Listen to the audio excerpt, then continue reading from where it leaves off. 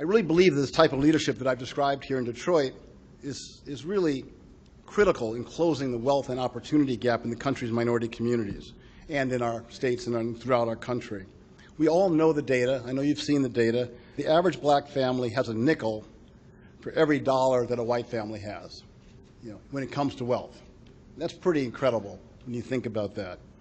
And then recently, the St. Louis Fed's Ray Bashar came up with data that showed that between 1992 and 2013, things have just gotten steadily worse when it comes to wealth creation.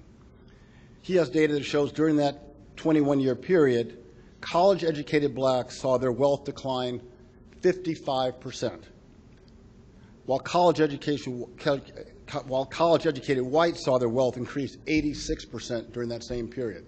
So down 55% for black families, up 86% for whites. Pretty incredible in a 20-year period to see that type of decline. I understand more as a leader now the difference that we can all make in our communities, as I said earlier, if we fight together around these issues, and that you have to stay focused and stay diligent and keep staying on message around these ideas. So that's why I talked about some of them today, and some of you have heard me speak about these things around the country.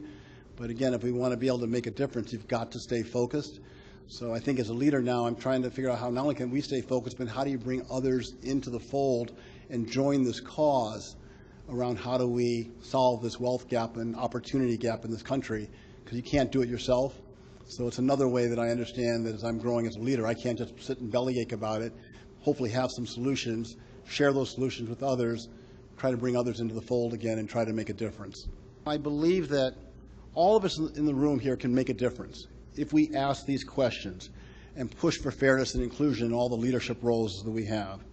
And I tell people, I didn't think of this myself. I learned about thinking about asking these questions around spending with minority-owned companies and making sure majority companies had diverse partners and executives. I learned it from political leaders of the past. Pioneers like Maynard Jackson in Atlanta, Mayor Archer here, of course, Detroit, Carol Washington in my hometown in Chicago. They fought for these issues. They were consistent. They were on message. And I think all of us as leaders can do exactly the same thing.